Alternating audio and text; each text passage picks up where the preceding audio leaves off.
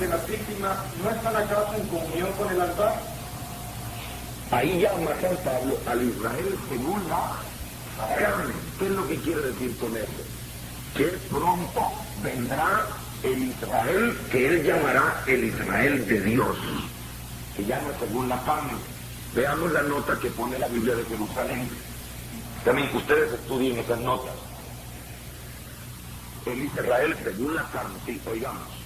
Es decir, el Israel de la historia. Los cristianos son el Israel de Dios, el verdadero Israel. Eso está en Gálatas. Gálatas 6:16. Gálatas 6:16. O sea, el Israel según la carne es después, va a ser después, el Israel verdadero es el Israel de Dios. Gálatas 6:16. Entonces tenemos que ir viendo esta figura del Antiguo Testamento, el Israel. Creo que no hay mucho que explicar sobre esto, pero hay que dejarlo bien claro, porque a veces hay una verdad que después va a estar ahí temblando. Piedras firmes. La iglesia entonces fue prefigurada, la iglesia es continuación del Israel, pero aquel era según la carne y esta es según Dios, o el Israel de Dios. Ahora bien, por el arca manifiesta Dios, el Dios de la alianza, que está presente en medio de su pueblo para guiarle, para conducirle. El arca de la alianza era la que manifestaba en medio del pueblo de Israel la presencia de Dios. El templo se hizo para guardar el arca. El arca de la alianza era el centro espiritual del pueblo de Israel. ¿Estamos de acuerdo en eso? O sea, Israel tenía muchas cosas, tenía un santuario, tenía un montón de ritos y un montón de cosas, pero el centro, el lugar, era el arca de la alianza.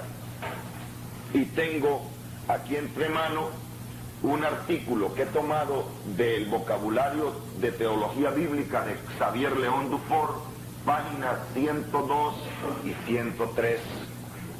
Anótenlo si quieren, este es otro libro que deben tener a la mano. El vocabulario de teología bíblica de León Dufour. Sí se conoce León Dufour. En las páginas 112 y 103 dice: Dios presente por su acción. El arca concreta la presencia operante de Dios durante el éxodo y la conquista de la tierra prometida.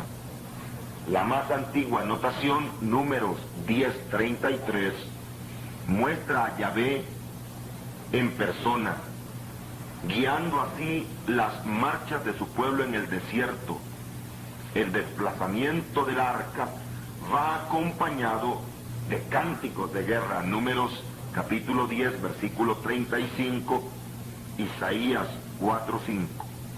El arca es el estandarte, el emblema de la guerra santa, que atestiguaba la parte que el mismo Dios era un valiente guerrero que estaba con su pueblo.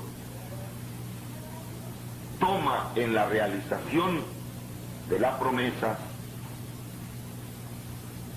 en el paso del Jordán, en la toma de Jericó, en la lucha contra los filisteos, en todos estos acontecimientos, el arca es la presencia del Dios guerrero. Ustedes recordarán todos esos pasajes, los pueden leer, podrían leer también si quieren Isaías 4:22, Salmo 132:8, Primera de Samuel 6:19, la más famosa de todas, ¿se acuerdan?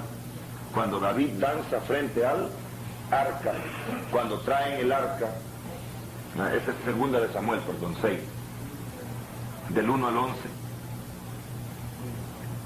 Manifiesta entonces el arca la presencia de Dios en su pueblo.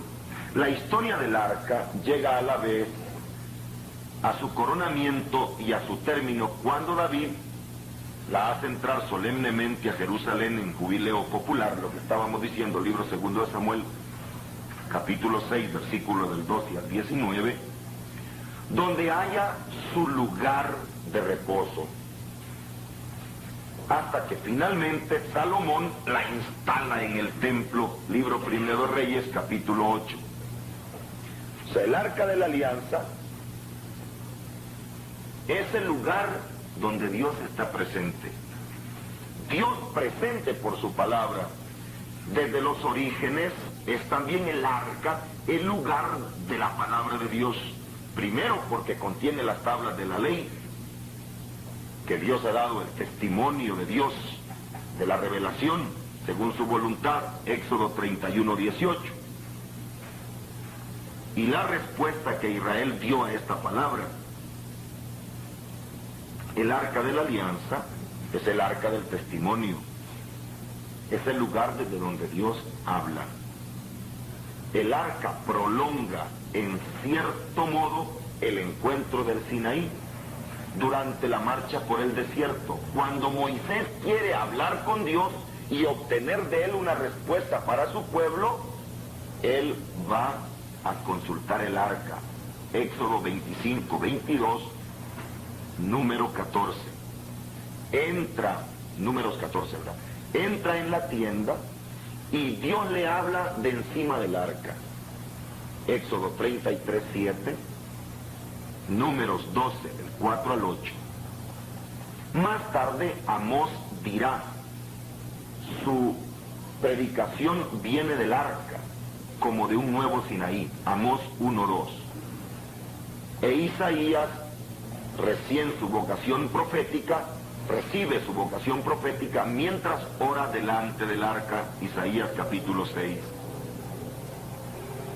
Paralelamente, delante del arca va el fiel a encontrarse con Dios para escuchar su palabra. Así recordamos en el libro primero de Samuel capítulo 3, Dios le habla a Samuel desde el arca, en el santuario donde está el arca. Samuel, Samuel. Y por último diremos que el arca es una especie de devoción. Los israelitas tienen por el arca una especie de devoción que después lo llevarán al templo. Todo el templo tiene sentido solo por una cosa, porque el templo guarda el arca. Muy bien, estos solo son unas premisas. Hemos dicho tres cosas. Una, que el Antiguo Testamento contiene en figuras lo que va a realizarse. Dos, que el pueblo de Israel es el Israel según la carne, que llama San Pablo, y que luego será el Israel de Dios, como lo llamará San Pablo, que está hablando de dos realidades: el Israel, los israelitas según la carne, y el nuevo Israel, que será la iglesia. Y hemos dicho que el centro espiritual de Israel era el arca de la alianza. Si el arca estaba con ellos, ellos sentían que Dios estaba con ellos. Si no tenían el arca, ellos sentían que Dios no estaba con ellos. Y el arca estaba rodeada de muchas señales de la presencia de Dios. ¿Recuerdan ustedes que para la toma de Jericó pasaron primero los que portaban el arca? Que, por ejemplo, si alguien tocaba el arca, moría.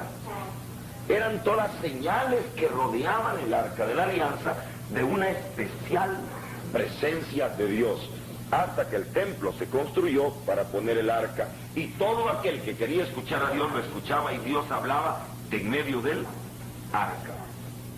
Ahora ¿qué contenía el arca? Porque el arca era una caja de madera. ¿Qué contenía el arca? ¿Cuáles eran esos símbolos de la presencia de Dios en medio de su pueblo? No voy a hacer ahora preguntas para no evidenciar el desconocimiento quizás de esto, pero la mayoría de gente no sabe que tenía el arca. Pero esto nos lo revela Hebreos capítulo 9, versículos del 1 al 5. Vamos a leer Hebreos capítulo 9, leamos del 1 al 10 para tener una lectura mucho más completa. Hebreos capítulo 9, versículos del 1 al 10. Escuchemos con atención. También la primera alianza tenía sus ritos litúrgicos y su santuario terreno. ¿Por qué se preparó la parte exterior de la tienda donde se llaman el candelabro y la mesa con los panes de la presencia, que se llama santo? Detrás del segundo velo se hallaba la parte de la tienda llamado Santo de los Santos, que contenía el altar de oro para el incienso, el arca de la alianza completamente cubierta de oro, y en ella la urna de oro con el maná, la vara de Aarón que retoñó y las tablas de la alianza. Encima del arca los querubines de gloria que cubrían con su sombra el propiciatorio. Mas no es este el momento de hablar de todo ello en detalle. Preparadas así estas cosas, los sacerdotes entran siempre en la primera parte de la tienda para desempeñar las funciones del culto. Pero en la segunda parte entran una vez al año y solo el sumo sacerdote, y no sin sangre que ofrecer por sí mismo y por los pecados del pueblo. De esta manera daba a entender el Espíritu Santo que aún no estaba abierto el camino del santuario mientras subsistiera la primera tienda. Todo ello es una figura del tiempo presente, en cuanto que allí se ofrecen dones y sacrificios incapaces de perfeccionar en su conciencia al adorador. Palabra de Dios. Dice, estaba el arca de la alianza en un lugar donde el sacerdote entraba solo una vez al año, pero ofreciendo sangre de corderos. Todo esto, dice el autor de la carta a los Hebreos, era solo una figura del tiempo presente. Porque ahora la sangre que se ofrece es la de Cristo y uno tiene acceso al santuario. Pero fijémonos en este momento en qué contenía el arca. ¿Qué dice que contenía el arca? Sí, un vaso de oro con maná, la vara de Aarón y las tablas de la ley. Anoten esas tres cosas. El vaso de oro con maná, la vara de Aarón y las tablas de la ley. Eso era lo que contenía el arca. O sea que eso era como el centro espiritual de Israel. Todos saben lo que era el maná, el vaso de oro con maná. Si alguien no lo sabe, ustedes encontrarán cómo quedó el vaso de oro con maná en Éxodo capítulo 16, versículos 32 y 34.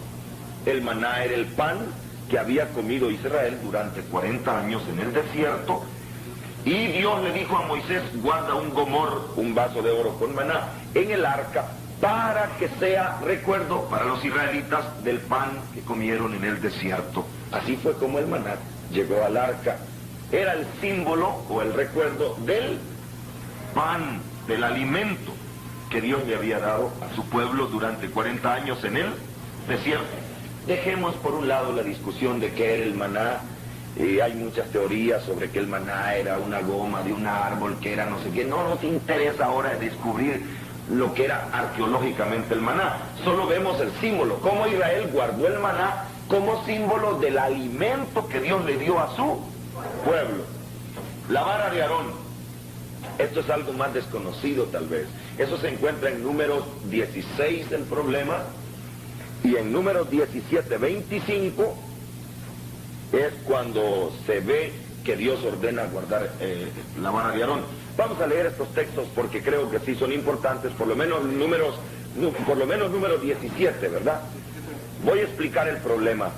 Resulta que en el pueblo de Israel, 4 hombres, Coré, Datán, Abirón y Om, se rebelaron contra Moisés y Aarón, porque Moisés y Aarón eran los que iban guiando al pueblo, y ellos se rebelaron y dijeron, basta ya, toda la nación es consagrada a Yahvé, ¿por qué ustedes quieren mandarnos? Y Moisés dijo, bueno, que Dios tome la decisión. Y Dios le dijo a Moisés que cada uno traiga una vara por familia, y la vara que florezca, a ese es el que yo escojo. Las pusieron delante del arca donde estaban guardadas las tablas de la ley y el maná, y floreció la vara de Aarón. Entonces dice la Biblia que la tierra se abrió y se tragó a los rebeldes, y le dijo Dios a Moisés, leamos. Entonces dijo Yahvé a Moisés, vuelve a poner la rama de Aarón delante del testimonio, para guardarla como señal para los rebeldes. Acabará con las murmuraciones que no llegarán ya hasta mí, y así no morirán. Palabra de Dios. Te alabamos. O sea, la vara de Aarón quedó guardada en el arca como señal para los rebeldes. de la autoridad que Dios le daba a Aarón y a su descendencia. Ellos eran los sacerdotes. Y como no los aceptaban, como el pueblo decía, ¿ustedes por qué nos van a mandar a nosotros si todos somos iguales? Entonces el Señor dijo, mira, guarda la vara, porque estos no van a entender de una vez por todas. Cuando se levante el primer rebelde, solo le enseña la vara, mira la vara, man, ¿verdad? Y desde entonces la vara de Aarón fue el símbolo de la autoridad. Fue el símbolo de la autoridad. Israel, el pueblo de Israel, sabía que Aarón y su descendencia eran los sacerdotes porque ellos tenían la vara. La vara. Muy bien. Ahora, las tablas de la ley. Las tablas de la ley ya sabemos de qué se trata, ¿no? Son los mandamientos o el código de la alianza que el Señor le dio a Moisés en el monte Sinaí. Las primeras tablas se quebraron. ¿Se acuerdan ustedes que Moisés se las tiró al becerro?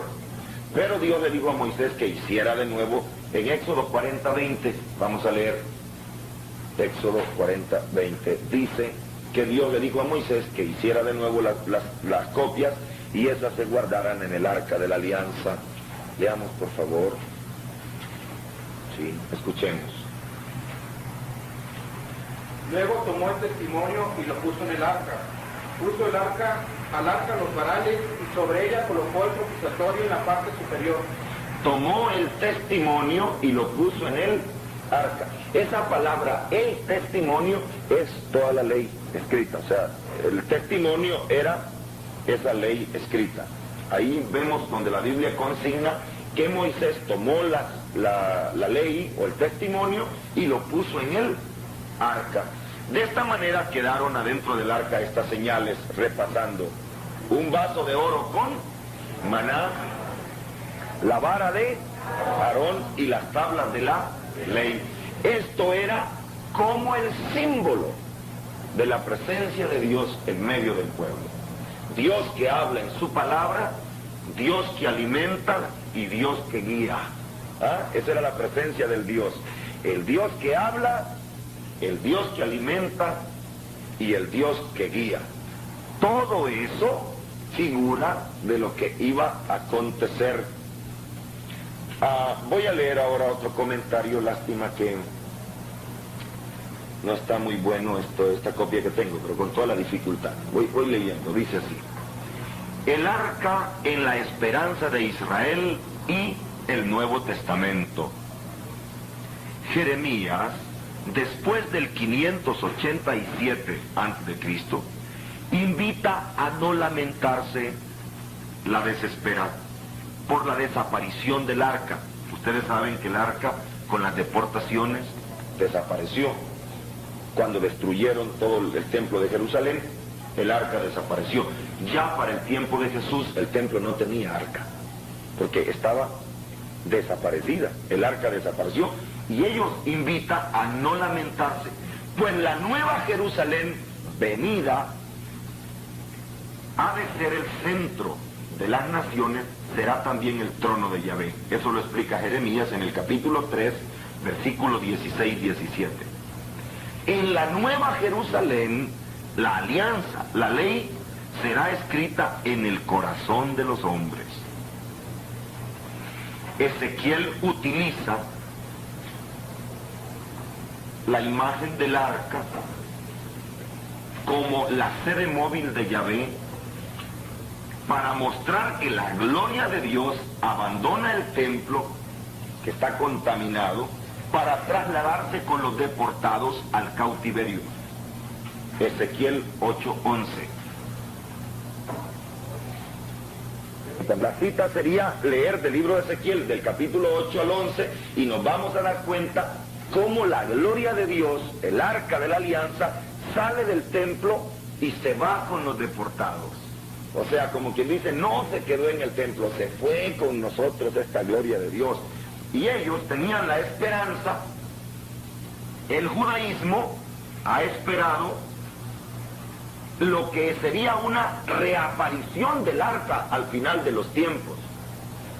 Segundo libro de Macabeos, capítulo 2, versículo del 4 al 8.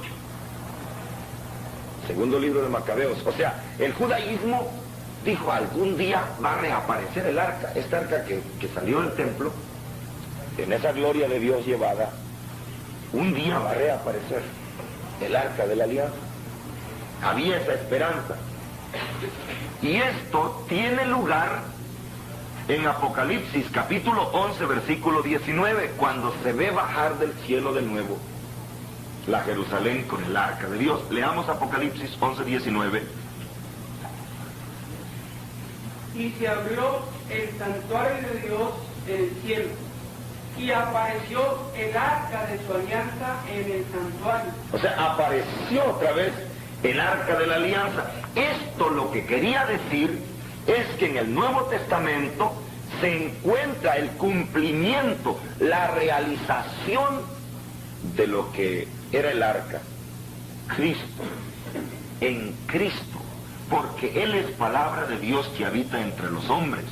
Juan 1:14, la palabra se hizo carne. Colosenses 2:9, que opera para su salud. Primera Tesalonicenses 2:13. 2:13. Él es el que guía a su pueblo. Juan 8:12. Él es el verdadero propiciatorio. Romanos 3:25. Primera carta de Juan 2:2 y primera carta de Juan 4:10. El arca se perdió, pero había una esperanza, que esa arca iba a reaparecer. El centro espiritual de Israel no podía quedarse, y eso, dice Apocalipsis, se abrió y reapareció. Pero ¿en quién reapareció el arca? En Cristo. En Cristo. Jesús vino a realizar todas las figuras y promesas que estaban contenidas en el arca. Veamos, por ejemplo, el maná. ¿Qué era el maná? Y se recuerdan ustedes que Jesús habló con los judíos en Juan capítulo 6 cuando discutió con ellos. ¿Qué señales nos das?, le decían. Nuestros padres comieron maná en el desierto. ¿Qué dijo Jesús? No, dice, vuestros padres no comieron el verdadero maná. Vuestros padres comieron el maná y murieron. Yo soy el verdadero pan que ha bajado del cielo. No fue Moisés quien nos dio el verdadero pan. Aquello solo era una figura. Y Jesús dijo que Él era el verdadero maná. Juan capítulo 6. Hay que leer todo el discurso del versículo, ¿qué? 42 me parece en adelante, ¿verdad? Del 30 en adelante. Eso ustedes lo hacen. Es un trabajo que lo tienen que hacer ustedes, ¿no? Sacar ahí donde está claro que Jesús es la realización del maná. Él lo dice bien claro. No fue Moisés quien nos dio el verdadero pan del cielo. Es mi Padre quien nos da el verdadero pan del cielo, porque el pan de Dios que va del cielo da la vida al mundo. Y todos le dijeron, Señor, danos de ese pan. Y Jesucristo dijo, yo soy el pan vivo que ha bajado del cielo. Por lo tanto, ese maná que estaba en el arca encuentra su reaparición, como el pueblo de Israel esperaba en el Nuevo Testamento, pero encuentra su reaparición en Cristo, en Jesús. En él reaparece. Jesús es el verdadero maná que ha bajado del cielo.